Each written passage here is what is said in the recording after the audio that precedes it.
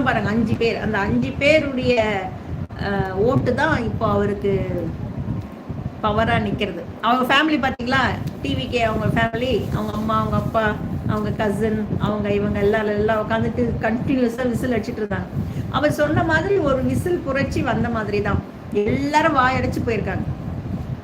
கரெக்டுங்களா? ஸோ எல்லாரும் என்னன்னா, அவர் சினிமாக்காரன் அப்படி இப்படின்னு சொல்றது ஒன்னா, ஒரு கால் சும்மா ஒரு லைனா இருக்கலாம். மாற்றம் வேண்டும், எஸ். ஸோ அவர் சினிமா ஃபீல்டில் இருக்கிறவர் அப்படின்ற மாதிரி சொல்லலாம், இருக்கலாம். ஆனால் என்னன்னா, அவர் வந்து ஃப்ரெஷர் இல்லை, அதனால மக்கள் அவருக்கு வாய்ப்பு கொடுக்க மாட்டாங்க, யோசிப்பாங்க. அவர் புதுசுன்றதுனால அவருக்கு என்ன தெரியும் அப்படின்னு யோசிச்சிருப்பாங்க அப்படின்னு தான் அவங்க எல்லாருமே யோசிச்சிருப்பாங்க. பட் ஆனால் மக்கள் அதெல்லாம் நினைக்கல. மக்களுக்கு நல்லது நடக்கணும், அதனால யார் புதுசா இருந்தவங்க கூட பரவாயில்ல, அவங்களுக்கு ஒரு சான்ஸ் கொடுப்போமேன்னு ஒரு இது பண்ணி புரட்சி பண்ணியிருக்காங்க. வரது கூட்டம் எல்லாம் ஓட்டா மாறாதுன்னு சொன்னாங்க. இப்ப கூட்டம் எல்லாம் ஓட்டா மாறிடுச்சு. கரெக்டுங்களா? அது உண்மைதானே? ஸோ செலிபிரிட்டினா எத்தனை செலிபிரிட்டி